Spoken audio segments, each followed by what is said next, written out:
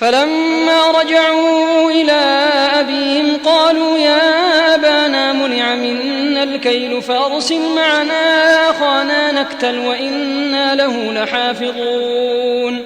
قال هل آمنكم عليه إلا كما أمنتكم على أخيه من قبل فالله خير حافظا وهو أرحم الراحمين.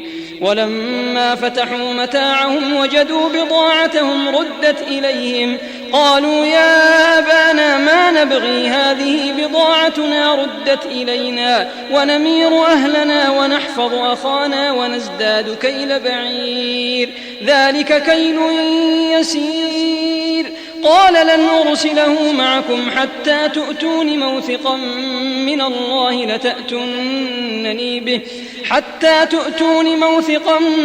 الله لتأتونني به إلا أن يحاط بكم. فلما آتوه موثقهم قال الله على ما نقول وكيل.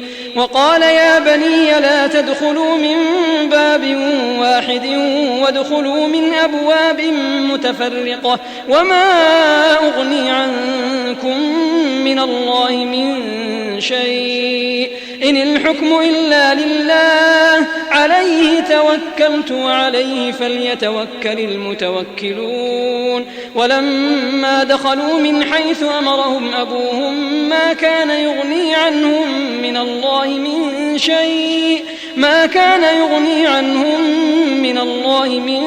شيء إلا حاجة في نفس يعقوب قضاها وإنه لذو علم لما علمناه ولكن أكثر الناس لا يعلمون.